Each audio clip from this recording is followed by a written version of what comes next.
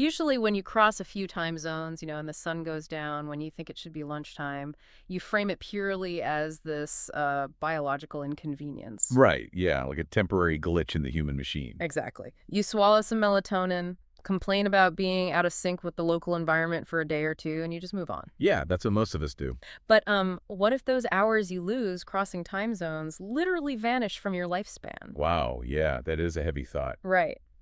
So today on the deep dive, we are exploring this really fascinating reality-bending translated essay by an author named Zhu Feng. It's titled, "Where Did My 6 Hours Go?" It's quite the journey. It really is.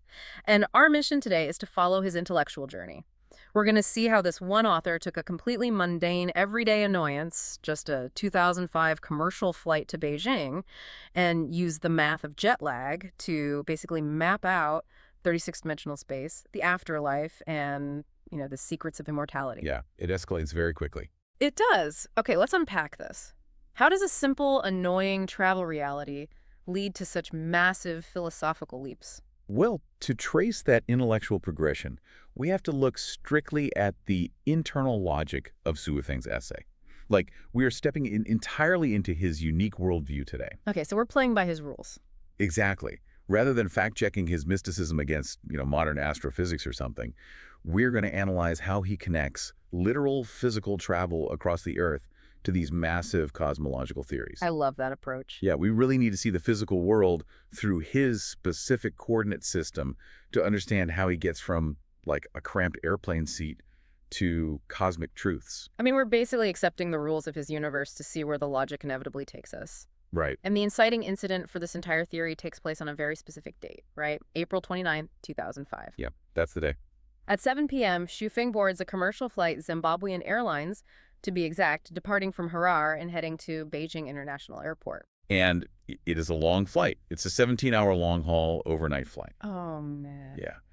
And if we track his personal experience of duration, as a localized biological reality, he departs at 7 p.m. and just sits in that metal tube for 17 straight hours. Right. But when the wheels touch down in Beijing, his physical watch and his internal sense of time passing tells him it is 12 p.m. noon on April 30th. But the local reality in Beijing dictates that it is already 6 p.m. on April 30th. Right, exactly. So he is forced to physically turn the dial on his watch forward from 12 p.m. to 6 p.m. And this physical act, it triggers a massive realization for him. It's the catalyst for everything. Yeah, he doesn't just view this as syncing up with a localized time zone. He concludes that on April 30th, he only lived for 18 hours. Like, a standard human day is 24 hours, but for him, 6 hours simply vanished from existence. So he refuses to dismiss this as merely a quirk of standardized global timekeeping. I mean, most of us just accept the social contract of time zones without a second thought, right?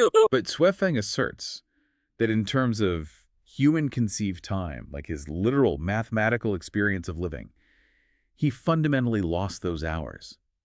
They are permanently struck from his ledger. That is wild. It makes me think about daylight saving time, actually. Oh, right, yeah. Like when you spring forward in the calendar, you lose an hour of sleep, but it's just a social construct. You didn't actually lose an hour of your physical lifespan. Right, it's just clocks on a wall. Yeah, but reading Zhu Feng's interpretation, it feels so much more physical. It's almost like stepping onto an airport escalator. Okay, I like that analogy. Right. You are walking, taking the exact same number of physical steps you always take, but the machinery of the Earth is forcibly skipping you ahead on the timeline. Yes, exactly. You arrive at the end of the corridor faster than your physical steps dictate.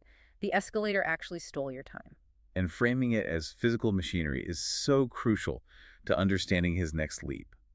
If moving locations forcibly changes time on your watch, then the physical movement across the Earth's surface is fundamentally entangled with the passage of time. Wow, okay. So, to Zhu Feng, horizontal space dictates time itself. It is not just an abstract measurement. Time is a geographic reality for him. So if the machinery of the Earth is forcibly altering time, we basically need a map of how that machinery operates. Right. And Zhu Feng draws this out using the Earth as an origin point, creating 4 distinct geographic axes. Yeah, he gets very specific here. He designates the x-axis for traveling east, the y-axis for traveling west, and the N and S axis representing north and south. And according to the logic derived entirely from that initial flight to Beijing, traveling east along the x-axis means you lose time. You are moving forward into tomorrow faster than tomorrow is naturally arriving. I am trying to work out the inverse of that equation in my head. Like if I turn around and fly from Beijing back to Zimbabwe moving west along the y-axis, I'm chasing the sun, Yeah, right? you're chasing it. So in one 24-hour cycle, I'm literally pulling yesterday into today. Wait, so do I magically get a 30-hour day? Did I just gain 6 hours of life? Under his geographic framework, yes. You possess 30 hours in that localized 24-hour planetary cycle. Oh, that's amazing. You have extracted surplus time from the landscape simply by moving west. I have to say, though, flying north or south feels like a complete ripoff in this system. Oh, totally. Like if I fly from Canada straight down to Argentina, moving along the N or S axis, I am burning all this jet fuel, spending all this money on a ticket, but the universe doesn't give me any extra hours or take any away. Nope. I am just mathematically stuck in neutral. And that neutrality is actually central to where his spiritual theory heads.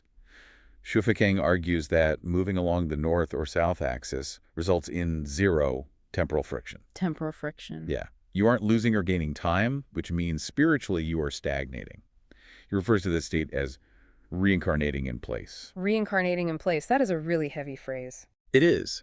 Without the push and pull of gaining or losing time, there is no forward momentum. You are basically trapped in a cosmic loop, repeating the same temporal existence over and over because you haven't generated the friction required to break out of your current dimension. So if you are listening to this right now on a commute, heading straight south down a highway, Jiva Feng would argue your spiritual evolution is currently on pause. Pretty much, yeah. You have to move east or west to generate that friction.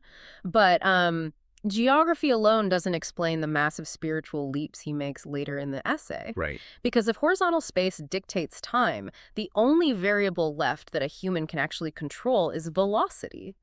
Does Yu Feng address what happens if we alter our speed? He does, yeah. He introduces this thought experiment that intentionally removes velocity as a factor for the amount of time lost, just to prove a point about the fixed nature of this geography. Okay. He takes that same Harare-Beijing trip. Imagine you decide to walk, and it takes you an entire year to get there. The time difference between the two locations remains exactly 6 hours. The lost time is still precisely 6 hours. It is just spread out over a year of walking. And if I drive or, take a boat, taking 2 days to make the trip, the toll is still 6 hours. The geographic toll is entirely fixed, regardless of the slow pace. Exactly. Then he pushes this in the opposite direction. What if we could travel from Harare to Beijing in 1 hour? You still lose 6 hours. Right. And then he offers the extreme scenario. What if you could teleport from Zimbabwe to Beijing in 1 single second? The geographic toll remains identical. You still lose 6 hours. Here's where it gets really interesting. Because if you look at the math of that 1 second trip, reality completely breaks down. Oh, for sure. If you lose 6 hours in 1 second of travel, you are operating at a massive time deficit. You spend 1 biological second, but you were charged 6 hours by the universe. Yeah. You are mathematically deep in the red. And that deficit plunges you into what Shufeng calls negative time. Losing 6 hours in 1 second creates this temporal vacuum. The standard laws of physics basically collapse under the weight of that instantaneous deficit. In my notes, I initially thought about this like overdrawing your bank account and getting ushered into some sort of cosmic VIP lounge. Right. But that doesn't really capture the physics of what he's describing. It's more like crossing the event horizon of a black hole. Oh, that's a great way to put it. Once you had a certain density of gravity, or in this case, a certain density of time debt, the rules of reality invert. You don't just owe the universe time. You actually fall out of standard time completely. The event horizon is a much stronger framework for his philosophy, actually. He states that negative time belongs to the realm of the non-material world. Wow. He touches upon the antimatter world, suggesting that when you break the math of time so severely, you cross the threshold into a whole new dimension. Okay, now we're talking. He leaves the full physics of antimatter for another essay, but he marks this extreme loss of time not as a penalty, but as the very gateway needed to escape the physical plane. So if we can breach the event horizon in small 6-hour doses just by teleporting horizontally, the logical extreme is to simply keep flying. Like, we just lap the Earth endlessly. Yes. Shufeng explores this exact logical extreme by compressing the calendar. Okay. Imagine getting in a plane in Harare, flying east along the x-axis, circumnavigating the globe, and returning to Harare within 24 hours. Because you are constantly flying into tomorrow, constantly fighting the Earth's rotation, you wouldn't arrive back on the 2nd of the month. I would arrive on the 3rd. I completely bypassed an entire day. Exactly. A 365-day year just became a 364-day year for me because my personal lived experience skipped a whole 24-hour cycle. Now, extrapolate that concept. With a fast enough flying tool, constantly lapping the Earth along the x-axis, you could shed days so rapidly that you reduce an entire 365-day year into just one single day of your personal biological experience. That is insane. We are talking about time dilation on a scale that is almost impossible to picture. And he argues we can keep going, shrinking 1,000 years to a day, 10,000 years to a day, until eventually, with enough speed, we compress 100,000 years into a single day of lived experience.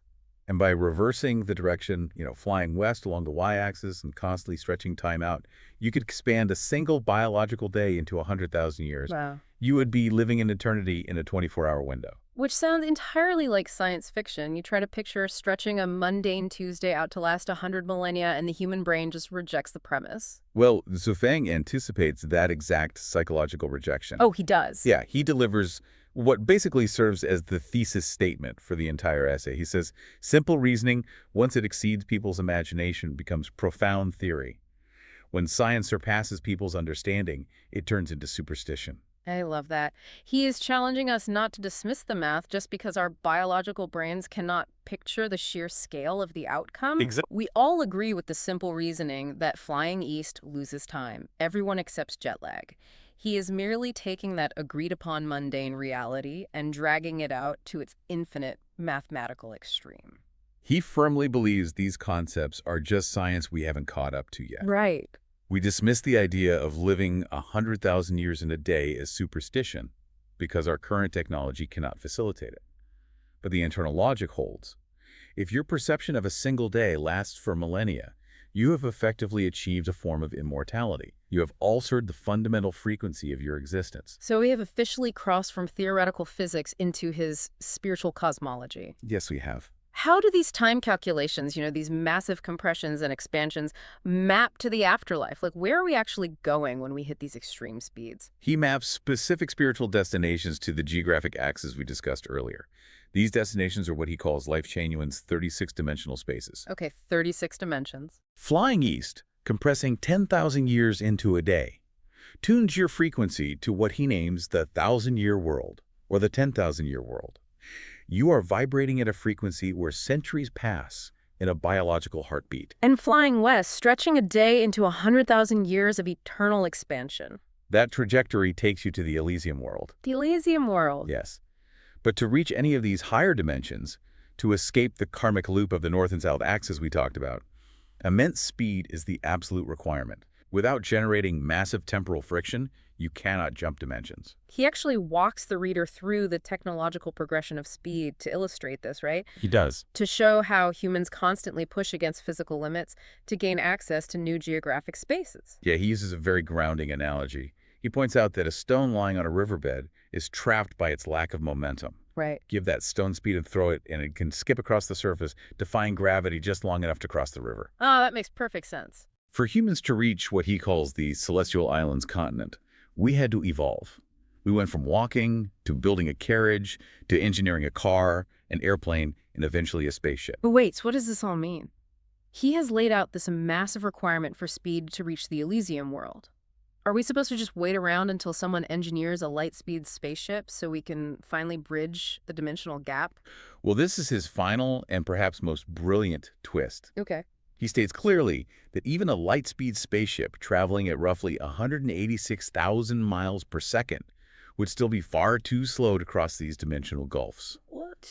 Physical technology, no matter how advanced, is entirely bound by physical laws. But if light speed is too slow, what kind of flying tool are we supposed to use? There is literally nothing faster than light in the physical universe. The required tool isn't physical at all. Ah. He asks the reader directly what kind of flying tool we should use, and provides the answer.